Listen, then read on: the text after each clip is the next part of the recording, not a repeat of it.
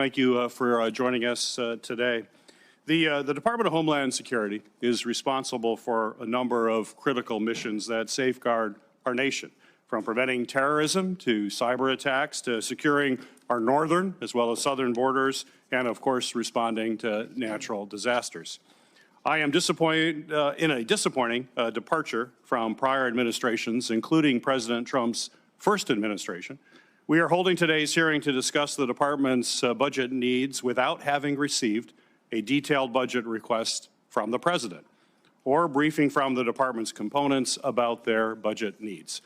However, we have seen in just a few short months under the Trump administration how the department has undergone tremendous changes. I have serious concerns that some of these changes are harming rather than helping the department in its mission to protect the safety and the security of all Americans. For example, as we head into hurricane season and the wildfire season, the administration has halted critical FEMA programs that support flood mitigation and slashed staff who focus on disaster relief. These are critical resources for states in the aftermath of a natural disaster, and the administration has provided little or no justification for these changes. FEMA has even internally acknowledged that it is not ready for hurricane season, which starts in just 11 days. And despite that, the administration is still planning on shifting the burden for disaster response to state and local governments, which will put Americans at grave risk the next time disaster strikes, which is inevitable. Similarly, at a time when we are facing increasing threats from cyber attacks, the administration plans to drastically cut our nation's primary cybersecurity agency, CISA. CISA is supposed to be finalizing a rule required by law that this committee passed to improve cyber incident reporting to better protect our critical infrastructure from cyber attacks. Yet, reporting indicates that 700 CISA employees have taken deferred resignation under pressure from this administration. CISA's work on election security has stopped, and the agency's advisory committees have been shuttered. These actions make us less prepared to address cybersecurity attacks. The administration also proposes cutting $247 million from the Transportation Security Administration's budget to reduce the number of frontline TSA agents.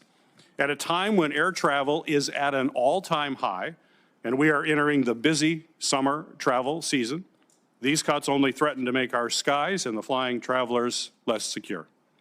At the same time, the administration has also cut congressionally mandated oversight offices that protect the civil rights and civil liberties of individuals who interact with DHS components.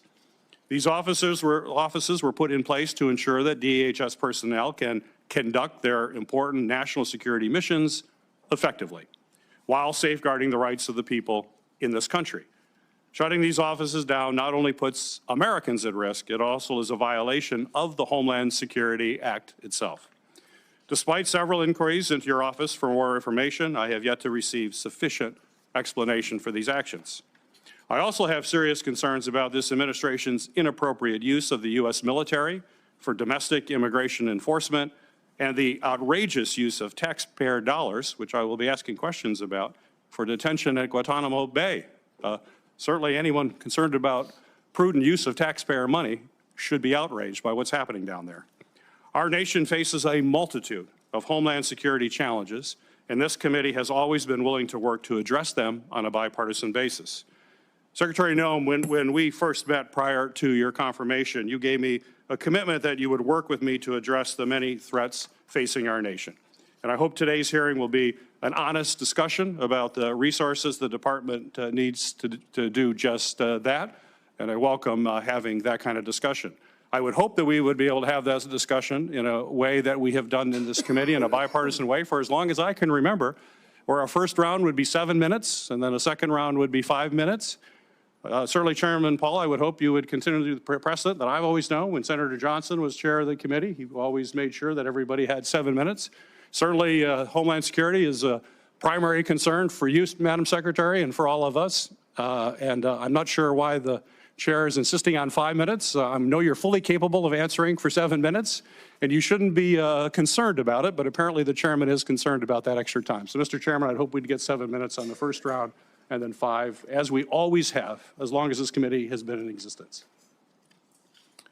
Thank you, Mr. Chairman. And